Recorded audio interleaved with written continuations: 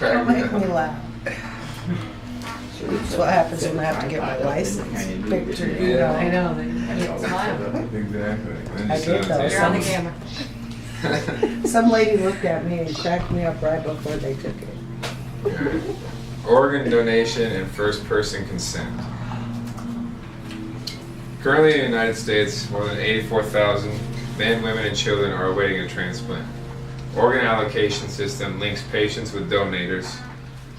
As all lives of millions lie within this complex of the organ allocation system. In 1984, the National Organ Transplant Act established the Organ Procurement and Transplant Network.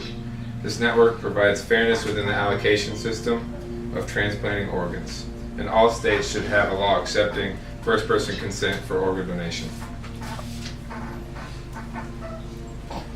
Why not donate?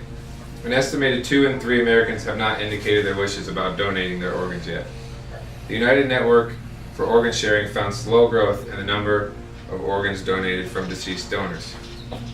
The shortfall of organs compared with the demand of patients is growing as the population ages, and more people begin or continue their experience with organ failure.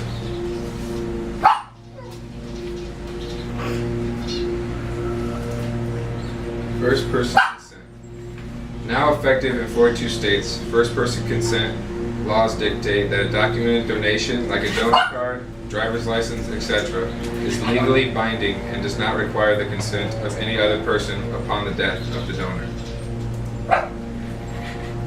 That means if a person has documented their decision to be a donor, families have no legal right to overrule it.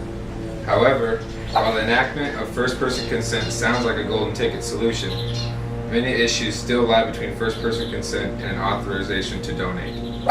Unfortunately, many medical professionals still feel an obligation towards giving family members a choice in whether or not their loved ones donate. Once this happens, the individual's deliberate choice to be an organ donor is taken away. Sadly, many hospitals continue to be reluctant to accept first-person consent without talking to family members of fear of lawsuits or other issues. Unexpected death. The death of most people who become deceased organ donors is sudden, unexpected, and frequently tragic. The families of these donors are also never prepared for this unfortunate situation. The refusal of families to grant permission is a major barrier to organ donation. First-person consent is already the law in all but 8 states. What needs to be done is to fine-tune the system so we can eliminate the obligation medical professionals and hospital officials feel to get donation permission from families. Under first-person consent laws, no permission is necessary, and that could mean a significant increase in available organs.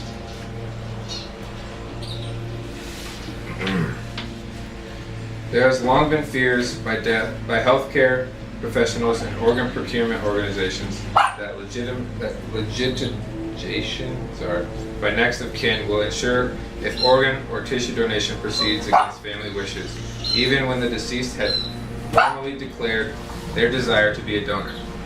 In many cases, this has resulted in registered donors not being allowed to donate when these providers or organ procurement organizations were faced with families who refused to give their permission for the donation to occur.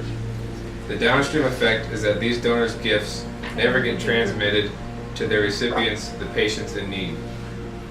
There is both legal and ethical support for first-person consent. Therefore, organizations not previously aware or accepting of the process are protected from their fears of lawsuit or family disagreement. From a legal perspective, not accepting the donation from a clinically suitable donor is violation of the revised Uniform Anatomical Gift Act, because an anatomical gift that is not revoked by the donor before death is irrevocable and does not require the consent or concurrence of any person after the donor's death. From an ethical perspective, not accepting the donor's gift is a violation of their autonomy and disregard for their wishes to help those in need.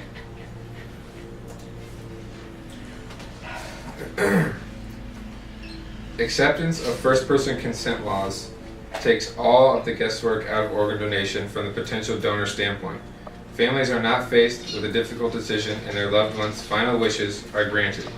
Increased acceptance of this law will increase the overall number of potential organ donors, therefore decreasing the number of preventable deaths of those waiting to receive their life-saving organ. And the problem. Tragically, 19 people die every day waiting for an organ.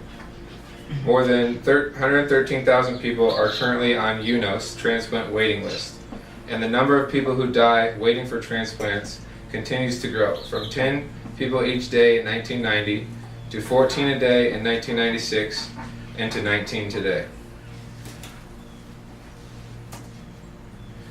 Accept being a donor.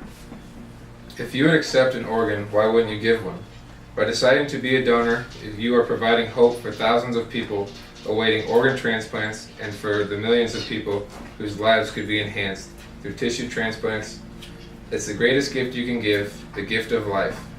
Register to be an organ donor today and inform your family of your wishes.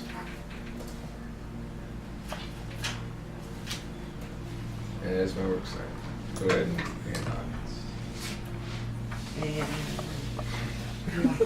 Feel free to clap. Okay. Did we get the card from you now? They own the card from you? And just hit the record button. Yeah.